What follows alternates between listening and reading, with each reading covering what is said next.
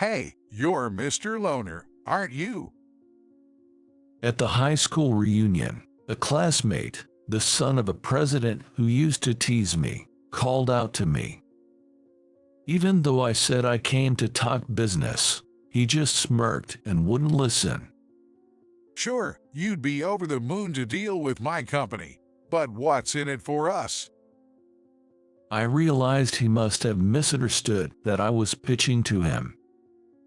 It was a complete miscommunication, but he went on. You're just that kind of guy. I'll become the president of a big company without lifting a finger, while someone like you, carrying the weight of a shabby factory, is just pitiful in his desperation. Then he poured me a beer. Well, talking to him is pointless. I decided to quietly leave the place. There's no rush. After all, soon enough, he will realize who I am and regret his actions. My name is John Smith, and I recently turned 50. One day, an invitation to my high school reunion arrived. Looking at the invitation, I couldn't help but grimace. I don't have many fond memories of my high school days, because my nasty classmates used to mock my grandfather's and father's work. My family has run a metal working factory since my grandfather's time, with old equipment, and both my grandfather and father always worked in greasy overalls. Of course, I've always admired my grandfather and father, who were committed to their work and held in high esteem by their clients for their reliable skills, and I'm still proud of them. But because of those mean classmates, I was always ostracized and isolated during high school. I had no one I could call a friend at school, and I thought maybe I should just skip the reunion. But there's someone I want to talk to, and it seems they'll be attending the reunion too. Yeah, maybe I'll just go and check it out. Despite my hesitation, I finally decided to attend. Then, on the day of the reunion, I heard excited voices from the venue. I looked around the room. In the midst of the largest crowd, I spotted a familiar face. He had aged, but there was no mistaking it. That was my classmate, Tom Anderson. Tom, is that watch you were wearing something you bought overseas? One of the classmates asked, glancing at the watch on Tom's right wrist. There was a flashy, luxurious watch, ostentatiously displayed. Yeah, that's right. Well, it was cheaper than buying it in the States. I think it was about $15,000. But this model isn't available in the States. I got it through a special client's quoter. Well, that's impressive. Well, it's nothing special, but the view at night from the top-tier local hotel was extraordinary. It was a wonderful experience. Such an experience is something you probably can't get if you live in the States. It seemed he was telling everyone about his extravagant trip abroad. He tried to act nonchalant, but the smugness was clearly visible on his lean face, as if he couldn't wait to boast about it. Incidentally, being on the shorter side, wearing a watch with heavy and ornate decorations honestly made his stature appear even more meager. The people around him probably noticed this too. However, the classmates flocking around him kept praising him, saying things like "You're the best," and "We are just in a different league, aren't we?" without a hint of sincerity. I can tell it's a totally heartless flattery. But Tom, with a pleased expression, responded, "You guys always flatter me too much," seemingly enjoying the adulation. I sighed as I saw the ridiculous exchange. That's right, they were like this even back in high school. Tom was the son of the president of a large sporting goods company. He was always surrounded by followers and acted like a king. And indeed, he was the very person who mocked me and my family's factory back in high school. He would say things like, "Stay away from him or you'll get dirty," and I was constantly teased. Since no one could resist Tom, the president of a big company, I spent my high school days alone without any friends. Decades have passed, and while their appearances have aged, it seems their behavior and mentality have not changed at all. I was just looking at them from the side, feeling nothing but disdain. Then, at a break in the conversation, Tom suddenly looked my way. Recognizing who I was, he smirked self-deprecatingly. Like a predator finding its prey, Tom slowly approached me. The grin that lifted the corners of his mouth was the same one I remembered from the past. Well, if it isn't Lonely John, I'm surprised you showed up at the reunion, being such a loner. Got a strong mind, huh? He intentionally said such things in a loud voice that echoed around us. Tom, giving me a thoroughly condescending look, snorted as if mocking me.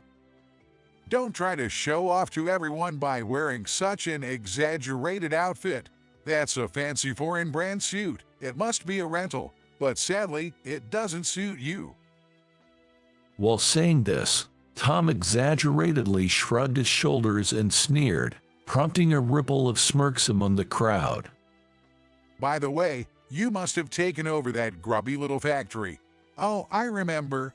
Your grandpa and dad always worked hard in their dirty clothes, sweating away. Even their faces were covered in grime. Yet they'd casually talk to me, which was annoying. Tom exaggerated his gestures for emphasis. I was irritated by his malicious tone of voice. But considering the crowd and the situation, I refrained from arguing and instead took a deep breath and spoke calmly. Actually, I came here today to talk business with you. Can you spare some time? Indeed, my purpose in attending this reunion was to talk with him. However, upon hearing my proposal, Tom burst out laughing again. What's that supposed to mean? Are you serious?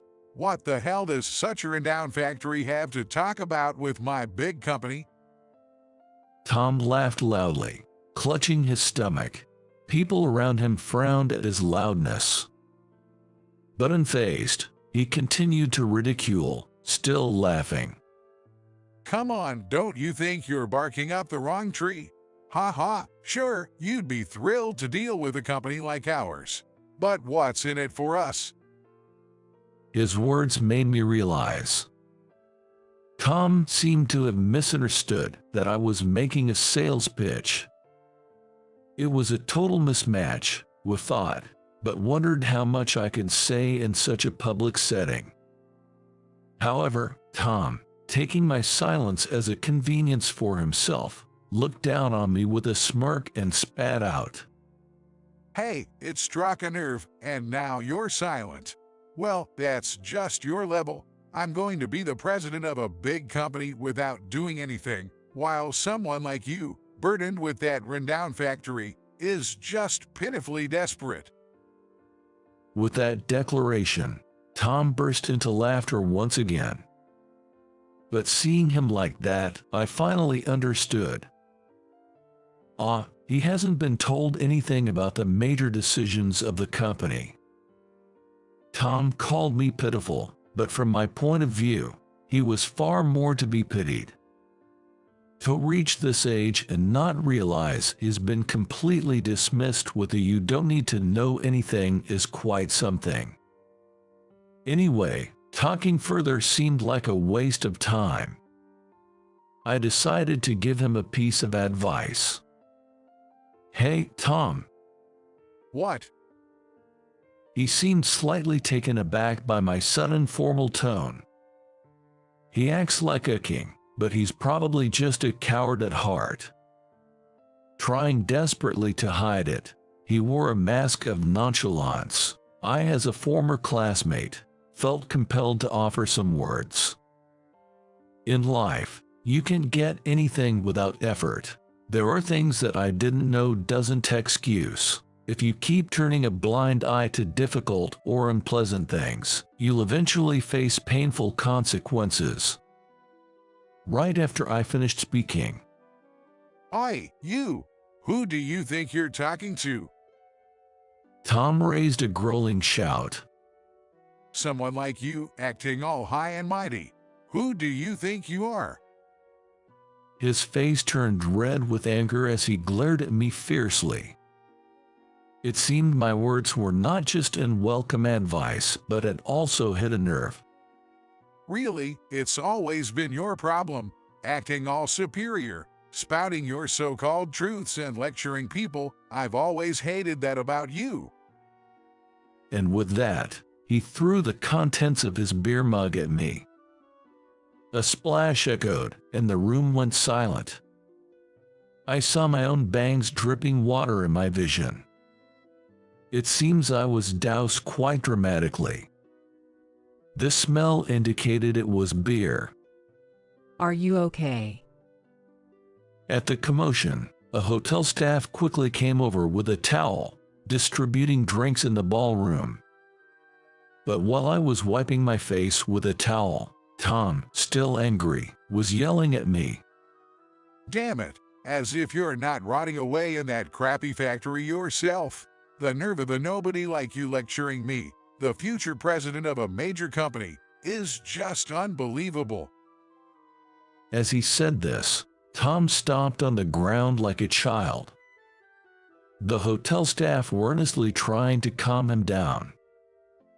I guess it's best for me to leave now to defuse the situation.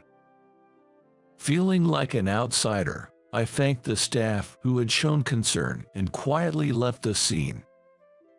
A few days passed. That day, I was at a company for a business meeting. I was led into an impressive reception room. There sat the president of the company and Tom, whom I hadn't seen since the reunion. "Really?" Tom was surprised when I showed up. But his father, the president, quickly stood up and greeted me. "Thank you for coming today." Tom looked even more astonished, staring at his father beside him. Yes, I was visiting the headquarters of the company run by Tom's father. With my pleasure. I smoothly responded to the president's formal greeting and sat on the sofa. But as we exchanged a few words of small talk, Tom watched us, looking as if he couldn't believe what he was seeing. Eventually, unable to bear being left out, Tom quietly asked his father beside him, "Hey, today's meeting is with the president of that famous golf club manufacturer, right?" The president looked at Tom with a puzzled expression, as if to say, "What about it now?" "That's right. The person here is the president of the golf club manufacturer. You know him from school, right, Tom? He was your classmate, John Smith. Weren't you guys in the same class?" Tom's mouth fell open in shock. "Huh, is he the president?" That's exactly how it was. Indeed, my family's factory was involved not just in manufacturing industrial goods, but also in making the metal parts for golf clubs. Golf clubs are delicate, with even slight changes in the metal's weight or processing affecting the play. This fine-tuning is challenging even for skilled craftsmen. However, my grandfather's and then my father's factory was renowned for its high-quality craftsmanship, often personally requested by famous golfers.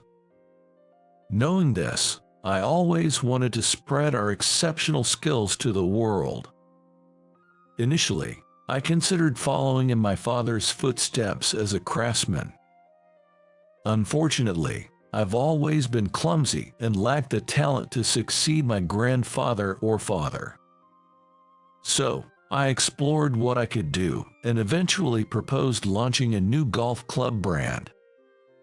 Later, I became the president of a new company, and over the decades, fortunately, we have stabilized at a high performance level, receiving orders from both domestic and international clients, with some items booked up to 3 years in advance. Tom seemed shocked at first to learn I was the president of a well-known company, but his desire to see himself as superior led him to a significant misunderstanding. Well, John Smith is the president, huh? He stared at me rudely, and then, with a sly grin, he said, Oh, I get it. Maybe you want our company to handle your golf clubs. What? However, after his son blurted out such a nonsensical statement with apparent pride, it was the president's turn to be taken aback. The president stared at his son for a moment, trying to understand the meaning of the words he had just spoken. Then, with almost a push, he grabbed his son by the collar and made him apologize to me.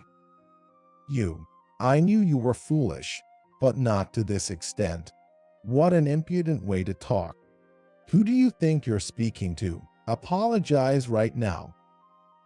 Ow, that hurts. Tom squirmed as if protesting his father's harshness. What the heck? Isn't he here asking us for something? Dad, you too. Why are you so humble to such an insignificant person? After all, this is John Smith, right?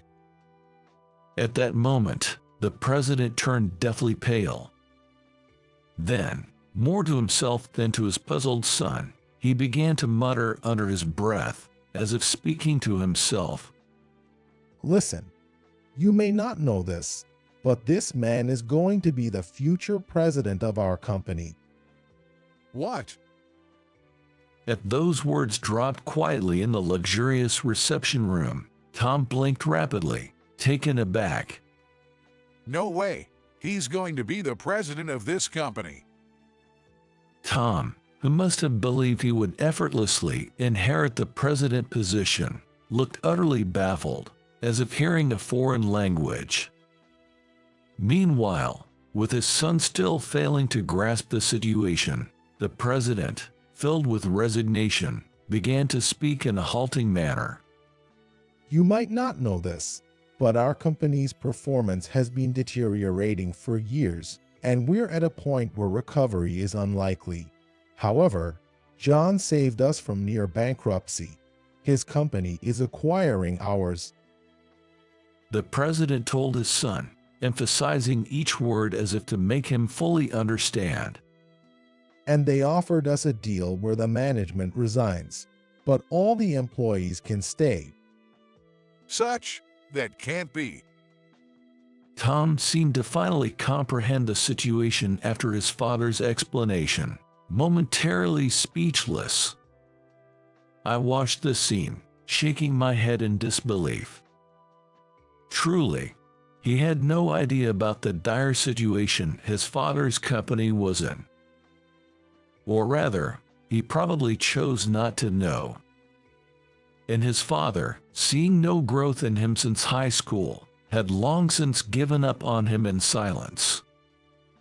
As proof, the president, leaving his stunned son aside, apologized to me again. Really, I am deeply sorry for my son's rude behavior. I heard there was a high school reunion recently, and he mentioned meeting John there, so I thought. Yes, indeed, we did meet then. I recalled, offering a thin, wry smile. We had met, but the circumstances were quite regrettable. Nothing substantial was communicated, and even if we had the chance to talk then, Tom wouldn't have believed anything I said. From my reaction, the president seemed to sense something. The president looked at his son with dismay, anger, and sadness in his eyes. You are really something. But at that look, Tom started to rant as if he was outraged. I'm not at fault. I didn't know, I knew nothing, that the company was in such a state that he would become the president. The more he ranted, the more the atmosphere in the reception room became tense. For the president, witnessing his son's disgraceful behavior any further must have been agonizing. With that in mind, I slowly began to speak. Robert, there's one more condition I'd like to set for acquiring your company. Yes, please go ahead. He responded, nodding obediently. While his son was still causing a scene beside him, I continued, ignoring him deliberately. I said it was okay to retain the employees, but I retract that slightly. I don't need employees who, without trying to know anything, just revel in their own status. Yes. The president nodded quietly, and I continued, adding more to what I had said. Also, I cannot accept people who are old enough to not have the decency to pour beer over others' heads. At that moment, Tom, who had been making a fuss, suddenly fell silent. He turned pale, even more so than his father, and trembled in silence. The reception room became quiet, and I concluded matter-of-factly, Robert, please ensure such individuals are properly dealt with before I complete the acquisition. That should be your final duty and responsibility as the president of this company. Understood. He said just that, bowing to me with a stern expression. Tom, watching his father's demeanor, remained silent. Now, on to what happened next. Tom, who had complacently relied on his status as the president's son without making any effort or progress, was inevitably ousted from the company. Although he pleaded with his father for help, it seems the president could not protect him without violating the terms I had set for the acquisition. Afterward, Tom was evicted from his luxurious apartment and managed to get by as a part-time worker. I heard he was abandoned by his wife and divorced. On the other hand, I am grappling daily with the challenges of managing the significantly expanded company and safeguarding its employees. Becoming a president means bearing greater responsibilities. I am now faced with the importance of my position and how to leave behind the skills inherited from my grandfather for the future generations. However, I viewed this as a new challenge. As long as one continues to search for paths with calmness and dedication, opportunities will always arise. Armed with the steadfast and earnest spirit passed down from my grandfather and father, I vowed to continue dedicating myself to my work